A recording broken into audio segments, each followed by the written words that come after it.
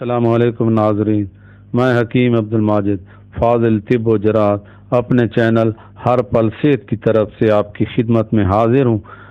ناظرین، آج اس ویڈیو میں آپ کے لیے جو نسخہ لے کر حاضر ہوا ہوں وہ پیٹ کے درد، افارہ، بدہضمی، گھبراہٹ اور بے چینی کے لیے بہت ہی خوش ذائقہ اور میٹھا سفوف ہے۔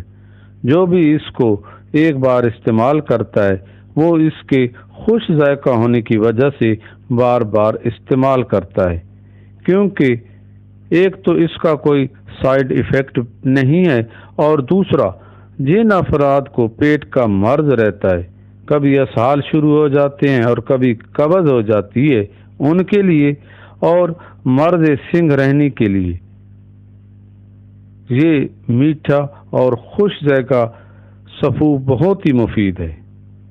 حاملہ عورتوں کو حمل کے دوران جو قے شروع ہو جاتی ہے، اس نسخہ کو استعمال کرنے سے قے کی شکایت دور ہو جاتی ہے۔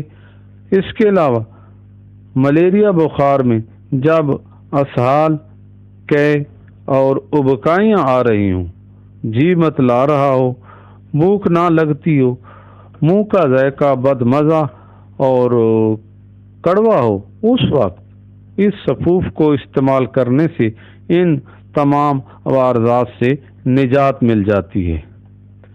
ناظرین، اگر آپ میرے چینل پر نئے ہیں اور ابھی تک میرے چینل کو سبسکرائب نہیں کیا تو آپ میرے چینل کو سبسکرائب کر دیں اور بیل کا آئیکن بھی دبا دیں۔ بہت شکریہ۔ ناظرین، اب چلتے ہیں اپنے نسخہ کی جانب۔ آپ نسخہ کے اجزاء نوٹ فرما لیں۔ پیپلامول، اجوائن دیسی، فلفل دراز، زیرہ سیاہ، مغز دھنیا، کالی مرچ، سونٹ۔ ہر ایک ادویات کا سفوف لینا ہے آپ نے ایک تولہ۔ تباشیر کا سفوف لینا ہے 4 ماشا۔ دار چینی، تیز پات، الائچی سبز، ناگ کیسر کا سفوف لینا ہے 2 ماشی۔ انار دانے کا سفوف 8 تولے اور چینی کا سفوف بھی 8 تولے۔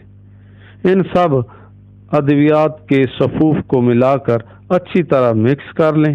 بہت ہی مزے کا خوش ذائقہ ہلکا ترش قسم کا سفوف تیار ہوگا۔ اب ناظرین، بات کر لیتے ہیں اس نسخہ کی مقدار خوراک کی۔ تو یہ سفوف تازہ پانی کے ساتھ 2 ماشا سے 3 ماشا کی مقدار میں دن میں 2-3 مرتبہ استعمال کریں۔ انشاءاللہ آپ کو بہت فائدہ ہوگا۔ ناظرین، یہ تھی آج کی ویڈیو۔ اب اجازت دیجیے۔ اللہ حافظ۔